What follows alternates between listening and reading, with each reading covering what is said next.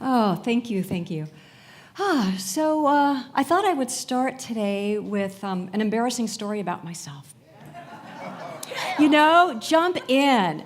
I find such catharsis with sharing my past with you and how I've walked through life and what I am today. So I thought, let's start with one of those old stories that I really am embarrassed about. So here we go. So when I was 16 years old and got my driver's license, my sister, I got her car. I inherited her Fiat, which we called Fix It Again Tony. And I will tell you, it lived up to its name. It was always in the shop, but I loved that little car, and I drove it for quite a long time. And when I was in my early 20s, I received an inheritance because my grandma had passed away. And I thought, it's time for me to get rid of Fix It Again Tony because I'm ready for something new. I wanted a brand new car because I'd never had one before. And so I was living in Santa Barbara, and I was going to school, but I was starting to get more independent with what I was doing in the world. And so I thought, I'm going to be really independent and go buy my own car. And so I did, and I paid full price because I didn't know you're supposed to negotiate. But I didn't know that until I called my father. And I said, Dad, I called Dad and Mom. I go, God, you guys, I got a new car. That's how I spent my inheritance from Mima. And there was this pregnant pause. And my dad goes, you what? He goes, do you know how to buy a car, Dale? And I said, yeah, you just go, you look at it, you see if it meets your standards, and you pay money for it. And he blew his top off at me. He just reamed me. He was yelling at me. He had a way, I will tell you. That man, when his anger went, it was before we had like the Apple phones and all that, well before that, so I couldn't really see him, but my mind's eye knew exactly the shade of red he was turning when he was yelling at me. And so I felt about this small when I hung up the phone, and I felt so terrible about myself. And I didn't know what to do. And so I thought, I'm going to go out and look at the car. So I walked out to the car, and there she was. It was a Jimmy, but when the Jimmys just came out. And I was so excited because I was kind of more sporty at that time in my life, more outdoorsy. And so I thought, this is going to be so fun. I'm going to be able to camp. And so I'm looking at this car, and my mood changed. I started to smile, and I go, oh my God, she's gorgeous. I'm getting in. And so I got in the car, and I was looking at that beautiful console and the radio and the seats and that new car smell, and I was just filled up with so much joy. I slammed the car door, I said, screw you, Dad, and I took off for the foothills of Santa Barbara and had a great time. And yes, I learned my lesson. I learned my lesson because there were so many from my dad, and that was one, and I never bought another new car without his help in the future. So that was that. So that's my story. So I'm talking today about newness, that feeling of newness that stirs us up, that is exciting, that is bringing us that enthusiasm, that opens up this channel of excitement for us. And so my first quote is this by Thomas Merton. He says this, there is in us an instinct for newness, for renewal, for a liberation of creative power. We seek to awaken in ourselves a force which really changes our lives from within. And as you know, we're all about change from within at this center. And I do believe that within us, there is such a strong yearning for newness. This dress is new, by the way, because I had a strong yearning for newness today. I love new. Yep. I just think newness wakes our soul up. And we're in August right now. Well, no, we're not in August. August is like, to me, it's like the doldrums. And especially living in the desert, it's like you've had enough of the heat. You're just done. And I know a lot of people I speak with, I'm not talking about for everybody, of course, but I know there's sort of a boredom that starts to set in at the end of summer. And it's a time to kind of start to say, I need something new in my life. I need something to wake me up. I need something to stir my soul. And so my call to you today and what I'm going to be talking about is tuning into what newness is for you and what newness brings into your life. Because I know when we go and have newness like a new car, a new relationship, new shoes, a new dress, a new home, a new career, there is just something really invigorating about it. And I believe that September is a great time to start leaning into new energy for yourself. the other day I have some of my days are real habitual. It's like I drive there, and then home. And I was really feeling the routine of it all. And I was going, my God, drive here, drive there. I am so bored of this. And I was like, I need something new in my life. And the only thing I did was I love apps. Does anybody here like phone apps and the different things you can learn? I love it. And I've always wanted to learn French. And so I got like this advertisement for an app that teaches you a foreign language. And so I just started doing this app, and it's bringing newness into my life. See how little it can be? But it's bringing newness into my life. And I'm excited because every day you do like 10 minutes, and it's all positive reinforcement. And it's really, really fun because it's stretching my mind, and it's exciting me because I'm learning something new. So newness is something, it doesn't have to be grandiose. It can be just a little something new in your life. And so today, newness, to see it, to be in it, and to know it's really a call of the soul. Because we aren't here to be stagnant. We are here to continually evolve and expand ourselves. And so we look at what is ours to expand and bring some newness into our lives. And so my next quote is actually just homage to the Jewish high holidays, which are at the end of September. And since I'm usually the person to talk to you about Jewish holidays, it's perfect that I'm here today and we can talk a little bit about it. So most of you know that I was raised in a conservative Jewish home, and we were very religious, and we did all the holidays. We didn't do kosher, but we were at a temple. I was bat mitzvahed, all that good stuff. And the Jewish high holidays, for me, and this is just my experience, were an interesting mix of joy and fear. Because what I was taught is that this high holiday period is a time of going within and really looking at what you've been up to in your behaviors the last year. How have you been treating people? How have you been showing up in the world? And most importantly, your relationship with God. Have you been honoring the Jewish traditions? And so it's a time where we have to look within ourselves. And part of this tradition is you want to be written in the book of life in the next year. That's part of it. And so we have the new year where we celebrate. You can see here the honey and the apples because we celebrate a sweet next year of life. We want to call that into our life experience. And so as we call that in, after the holiday for the new year is celebrated, we've got 10 days where we got to sit in our stuff. We got to really look at ourselves until on Yom Kippur, which is the Day of Atonement, we fast and we really dive into all what we would call the sins that we have committed. And I'll tell you, just a sidebar. So I had such a great family growing up. I had my grandma who was really, really religious. She just kept a kosher kitchen. She did everything. She sat in services all day on Yom Kippur and on Rosh Hashanah, which is the new year. And then I had my dad, who was totally irreverent. And so on Kol Nidre, and I love that, right? And you see where that comes from. So there's this, Kol Nidre is the service that you go to the night of Yom Kippur, because Jewish holidays, they usually start in the evening and then they go into the next day. And so we had this ritual where we would go to Kol Nidre, beautiful service, and what you're normally supposed to do is go home and think about things. You're not supposed to eat, but not in the Olansky family. We went to this great restaurant in LA on La Cienega called Ollie Hammond's. Does anybody remember Ollie Hammond's? Oh my God, right?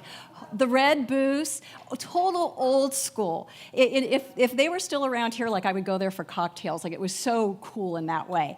So we didn't have cocktails though. So what we did, my dad would say to me and my sister, he'd say, we're going to go over to Ollie Hammond's and have a bite to eat. And a bite to eat was a steak sandwich with French fries and a Coke. And so while we're supposed to be in this state of reverence and not eating and really feeling the stuff, we're sitting there having a good old time at Ollie Hammond's. And so I love that, though, because my dad, he was so funny because he would always say, I got it in with God. He goes, I've got the inside scoop with God. He was so cool like that. Now here's my grandma, and my dad's like, no, you don't need to, you can eat a cheeseburger, you can eat all day tomorrow. So, but he taught me a different way to see spirituality, and I brought both of them together because I love the reverence, but I love the irreverence as well. So that was what the High Holy Days were for me. But what's really cool, now I stand here in this place where I'm all about translating holidays and rituals metaphysically. And even though there was a little terror I felt at the High Holidays, because even though I had my dad telling me what he told me, and I questioned how I was taught about God. I wondered, is that really what God is? Judgmental and standing there and looking at my sins and writing me or not writing me in the book of life. There was a part of me that thought that's possible or not possible, but I still was a little scared, and I was just praying that I was going to be in that book of life. But as I look at this holiday now, which I love, I think this holiday is so rich for all of us. It is, the Jewish people created something wonderful, as did all religions, but there is such goodness in the stories that these teach us because they're teaching us about life. They are not meant to scare us. They really aren't. They're there to teach us to know who we are. To be quite honest with you, that's where I take this. And I believe I see the Jewish holiday as, and that shofar right there, that is blown at the beginning of Rosh Hashanah. And to me, it's a call to God. It's a call to take us out of this milieu that we live in, all of these things, these life experiences, and the politics, and the children, and the life, and the allness, and all this stuff we get so attached to. We blow that shofar, and it says, turn away from that and look here. Look here, because this thing that you are, this amazing energy that you are, that is vibrant, that is alive, that is not bound by anything except belief. So if you know, and that shofar blows, and you remember, oh my gosh, this is who I am. I am this allness. I am this expandedness. I have everything inside of me that will allow me to live the greatest life possible. So it's all about tuning into that truth and looking within. Look within and see, where am I off? Where am I out of alignment with my spiritual nature? Where am I not seeing the truth? This is the call, I believe, of the holiday, to really wake us up to what's real, for what's always there that we don't pay attention to, that's always trying to get our attention and say, you're bigger than this. You're bigger than your circumstances. You are the nature of this beautiful, amazing, creative energy that never stops. And so this thing about the book of life, I believe it's all about inscribing ourselves in the flow of life. Inscribe yourself in your own book of life. So many of us, and I'm one, there have been times in my life where I have been so disconnected with life because I didn't believe in who I was. I was seeing myself through the eyes of failure and disappointing others and not doing what I was taught to do. And I'm not in the book of life when I'm doing that. But when I came into this philosophy and I learned, oh, I'm so much more than that I am this energy of spirit that is so amazingly expansive, I'm in the book of life. I am right there on page 1, writing my book of life as I see it. That's what I believe this is teaching us. And my next quote is this. So I love to just be kind of crazy, going from Judaism to Hinduism, right? It's all one. So Swami Sri Yukteswar, who was the guru to Paramahansa Yogananda, who's a favorite of mine, he says this: everything in the future will improve if you are making a spiritual effort now. And that's what we teach you here, right? People who come here, myself included, we usually come here because something's not right inside of ourselves. Something's not working in life. Or somebody just drags us here because they think we would like it. But it means that there's something we want to improve in our life. And what we teach here is going to your spirituality to make your improvements. And this quote really says it all, that we will improve our future by making the spiritual effort now, which is just what these Jewish holidays are about. Make the spiritual effort. Turn within and find that godness that you are. That's how you improve your life. And to me, this is all tying into newness. And my next quote is this. So Ernest Holmes, and I know I talk a lot about that childlike nature of who we are, because I think that childlike nature holds the key to our life flow of creative energy to be flowing unobstructedly. That, to me, is the key. And it's not like you have to be a kid again. It's just that we point you to reflecting on the feeling of being a child, because a lot of us left it there, never to come back. And so to teach about feeling that childlike innocence in nature awakens us to what's possible and who we really are, because we get kind of jaded with our life experiences. And we start getting despondent and disconnecting and not seeing that there's a greater possibility.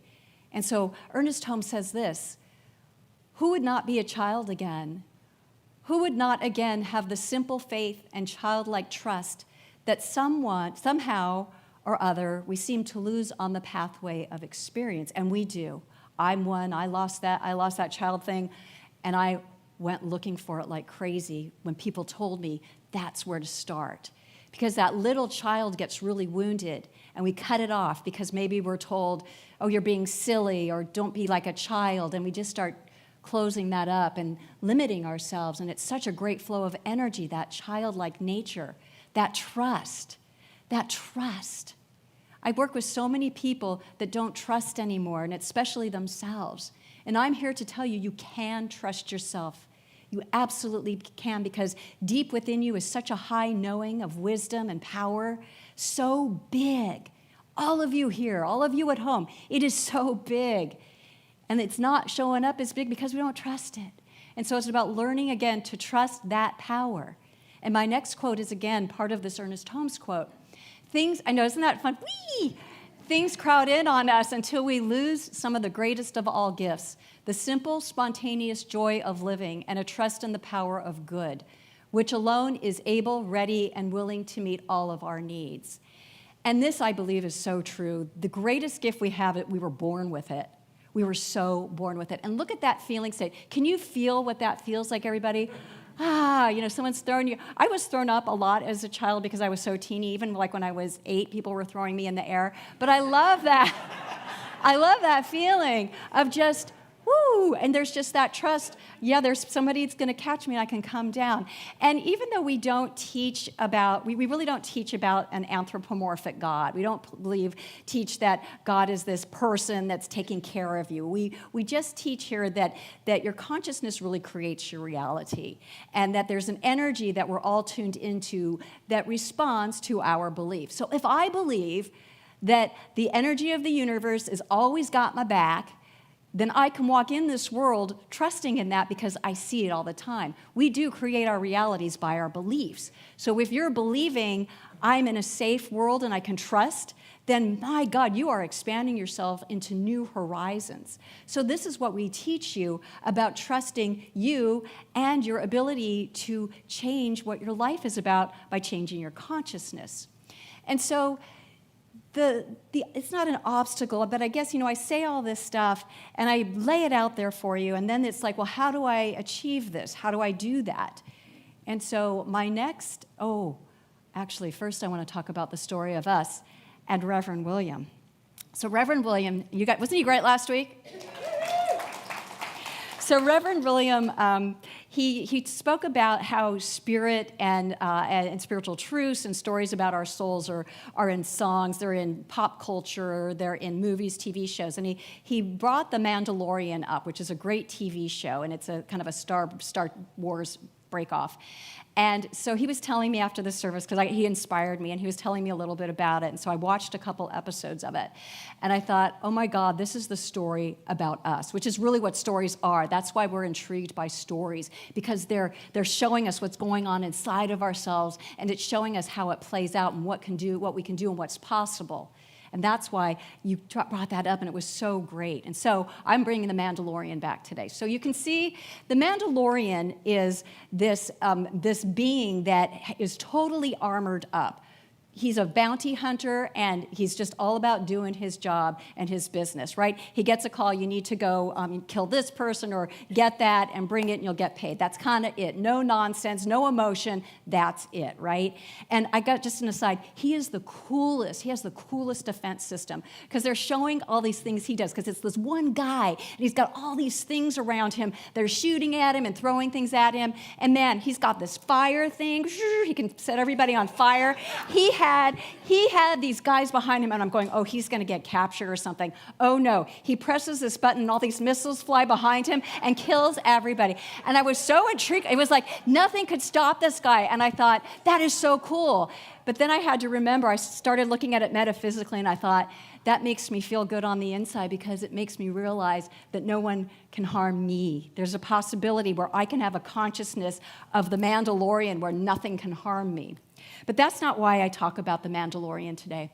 The Mandalorian, I told you he's real businesslike and all that, but he gets captivated by this baby Yoda who is so freaking cute.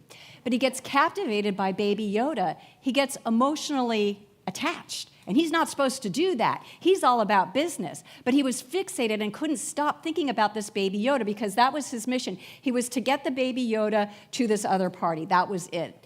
And he did it, but he couldn't stop thinking about baby Yoda.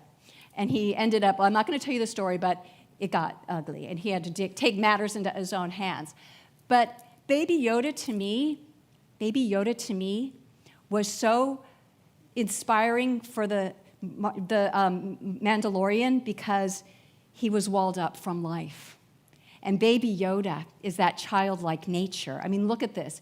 He was so wanting, deep within himself, so wanting to bring that newness back to life. And that's what baby Yoda symbolized for him. And he had to care for this baby Yoda because it was caring for a part of himself that had long gone. And so I think this is a story about us.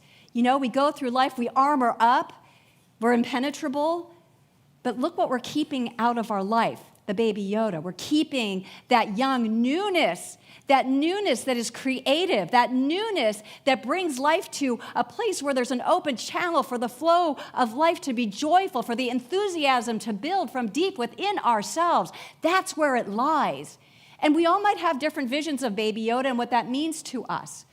Whatever it means to you, there's something that you're inspired by, that you're captivated by, that's got your attention because it's telling you there's something new and beautiful that you need to open up to, just like the Mandalorian opened up to baby Yoda.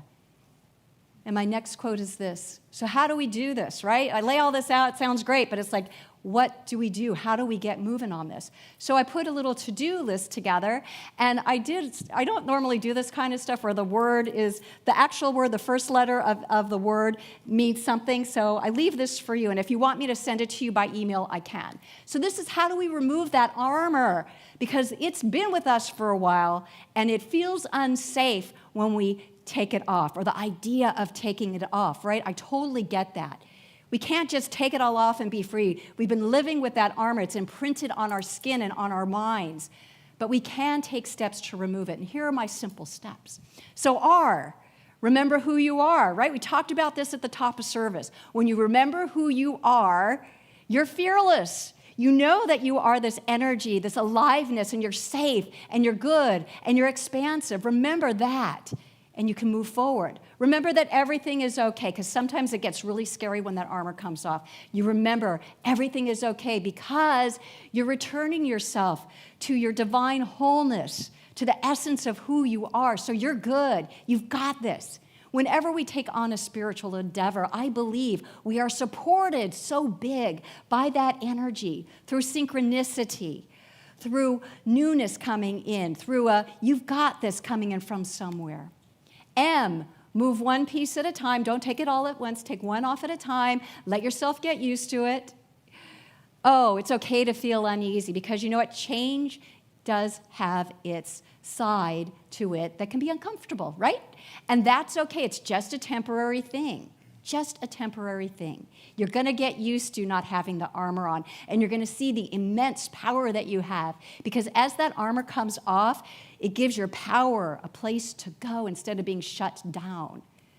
V, value and take notice of the flowing creative energy within you. It's always really good to recognize your growth and recognize the newness that's coming forward, because when you recognize it and say, wow, look at this energy that it's now flowing through me. When you say that and acknowledge it, more goes. It expands it. It makes it more powerful. It wants to come out and play. And E, the good news, expansion is permanent. You never go back. Isn't that the good news? That's my favorite part of it. So try this out.